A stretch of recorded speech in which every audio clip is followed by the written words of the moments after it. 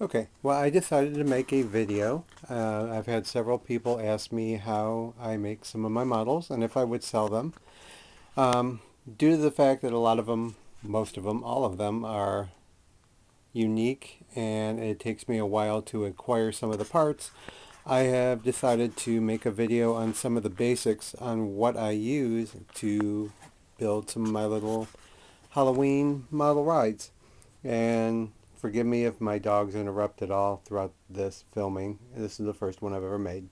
So, anyway, one of the things I do use is a wooden bowl. You can usually find these at a thrift store, and it's usually a couple bucks, and they make a very good base for any of my models because they're pretty sturdy. You can carefully cut them on an angle and have a tilted platform for a ride, or put some steps and have an elevated ride. But it also hides the motor and it gives you a good hard surface to work on. But you can usually find those for anywhere from $1 to like $3 at a thrift store. If you were to go like to Walmart or somebody like that, you'd probably pay like $10, $15 for them. So it's just shop around. You can find them. And another reason I'm making the video now is because this is where I get my motors. These are the animated light up Christmas deers that you find at Christmas time. Sometimes you can find them during the summer. They used to do frogs and flamingos and other creatures like that, but they have a little motor in them. They run about $24.98, or if you wait till after Christmas and you're lucky, you can find them for half price. And what I'll do is I'll dissect them and take the motor out. You could still use it for a yard display if you wanted to. You would just have to zip tie the neck to the body and it'll still light up. You just disconnect the motor and you can use the motor for a model. Or what I like to do is, since I don't use them in the yard, I'll donate them to the Humane Society shelter to raise money for puppies. Yay! Well, anyway, this is what I'm going to show you, the motor inside here. Um, they're pretty durable motors. The only thing I will say about the motors is don't be set if you're going to use them to make a model and want it to run one direction, because it will have a tendency, if you turn it on, maybe it's going clockwise, and then when you shut it off and turn it back on, maybe it's going counterclockwise. So they're good motors. They're pretty durable. The only thing I will say is too, they can't support a terrible amount of weight. So you do have to kind of keep that in mind, that you can't expect it to do miracles. So you will want your models to be somewhat lightweight or have some wheels to help support it. Okay, so when you take the deer out of the box, you will see there is the motor right there. And what I will do is just unscrew it and unplug it, and it is ready for use. So I do have a older camera, so forgive me for keep setting it down. So there's usually 4 screws. You just unscrew them, and hopefully they're not stripped.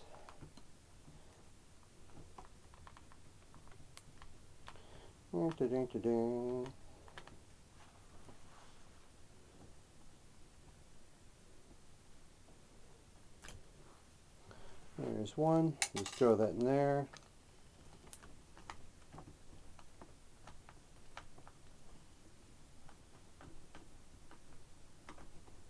Now these motors I have used on all my creations that I have made so far, and I haven't had any problems with the motors.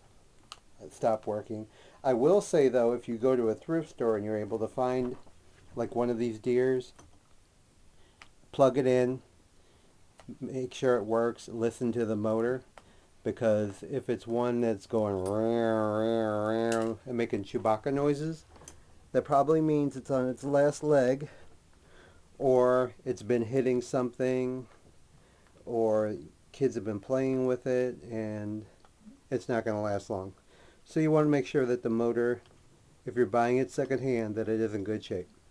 So, okay, I have the motor unscrewed, and you just remove it like so, unplug it,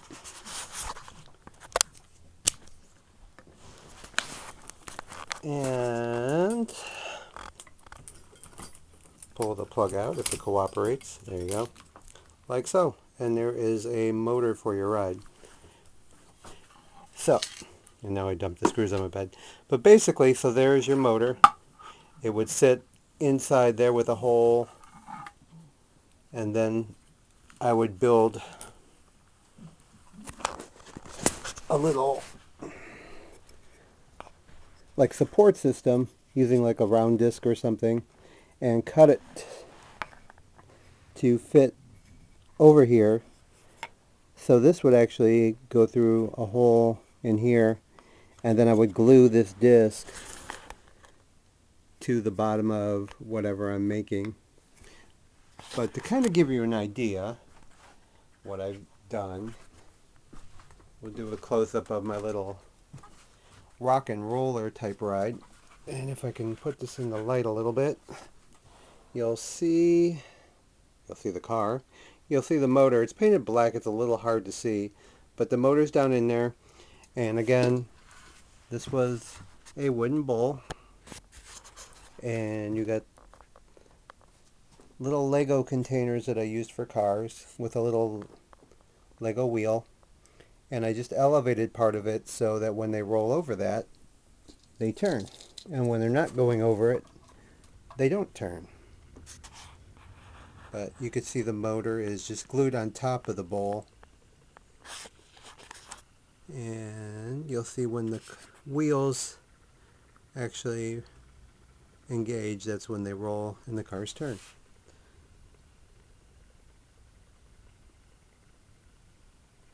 And then when they come off of that, they stop turning.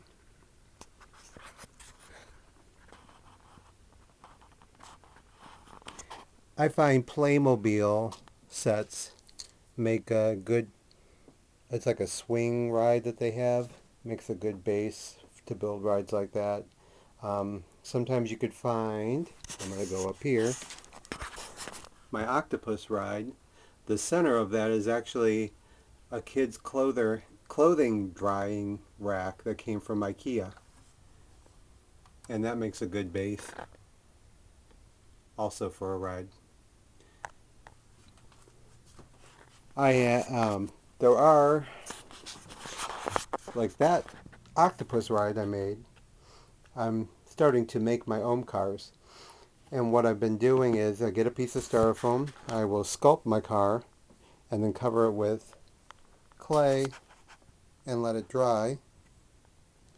And then, because I'm kind of a perfectionist, I will make a silicone mold, like so.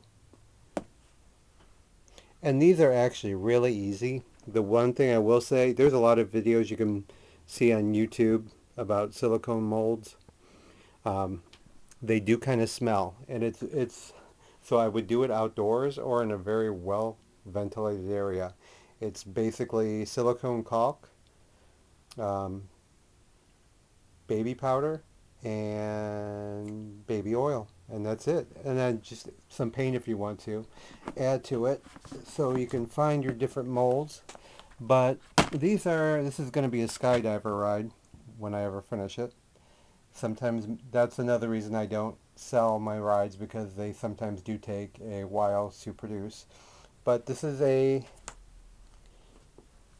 one of the molds that came out. It hasn't been painted. And here is a couple of the ones that have painted that are kind of close to ready to go. And I put little numbers on the back.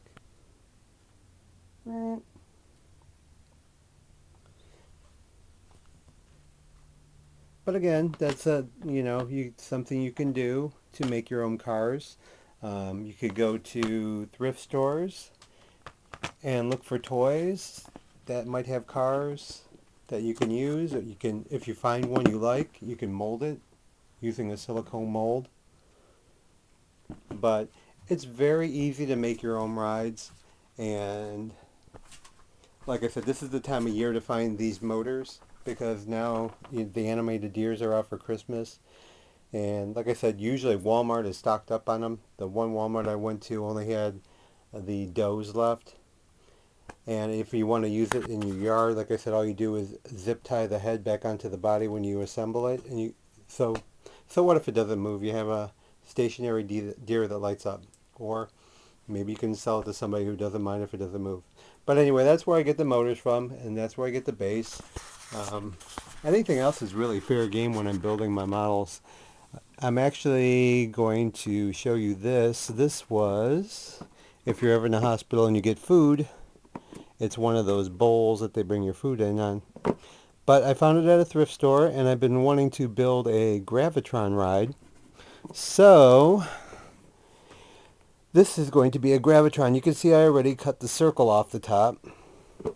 And I have, if I could turn this around, I have cut the door. I'm going to have a little control booth in there and probably people against the wall. And I have a piece of wood that I am going to cover the top with so you don't see that. Whoop, that's the wrong one. That's the right one. That's the wrong one. Anyway, you get the idea. And then this is going to sit on the motor. One thing I am going to say, I am probably, because that motor will not drive that much weight, I'm probably going to put wheels on the bottom to help support this part of it. So there will be wheels on the bottom, like maybe around here. And I found these at Home Depot. It was like $4. And they will go at 4 different points on here. And then this way the motor's not doing all the work to turn the ride. It'll just be turning it, and all that weight will be setting on the wheel, so it won't be as much weight. But then if I wanted to completely hide the motor, I would cut a hole in here big enough that the motor would go down in, and then attach it. And then this part of the arm would just be enough coming up, and then secure it with a disc. And then the top of it would go on there and be attached to the motor, and it would be able to turn after it's painted and themed, which I still haven't decided what I'm going to do yet for the theme. But anyway, that's a little look into my creations and what I use, and I hope it gives you some ideas on what you may be able to do for your village. Don't be discouraged. I saw a great video, and they said in that video the only wrong way to do it is to not do it. So I've even had people on some of my creations tell me, oh, that looks fake, that looks stupid, it moves too slow, it moves too fast. I don't care. I do it for me, and I do it for people who enjoy seeing my stuff. So anyway, I hope that gives you some ideas. Maybe you can build some of your own creations. And like I said, don't be discouraged, because I will show you one of my creations I wasn't really happy with, and I actually dismantled it last week, and I'm going to redo it. It is my little alien ride, and I just built this year. These are actually Easter eggs that come apart, and you can see this is more, still got the all egg shape, and I painted the bottom. And on these, I made it cracked like the alien. I added Lego seats. And Lego has great parts. Sometimes you can go to some of the Lego stores and they have the pick-a-brick wall. Or you can find some sites online where you can buy Lego pieces really cheap. And yes, they are sitting on a fidget spinner. Those evil little things that had their 15 minutes of fame. And I hot glued that down. And it would turn freely, and it's got my little alien character in there. Say hi. Get back here. But like I said, I wasn't quite happy with the alien in the middle, so I think I'm going to add a backdrop to the ride. And I'm going to have the big alien that I had in the center is going to be in the back here. And then I'm going to rebuild it. But when you're building your models, remember, I always go by nothing's off limits. Like I said, the only wrong way to do it is to not do it. So I hope this gives you some ideas, And if not, it maybe gave you something to laugh at. Have a good day. Take care of each other. Take care of your pets. Thank you. Bye.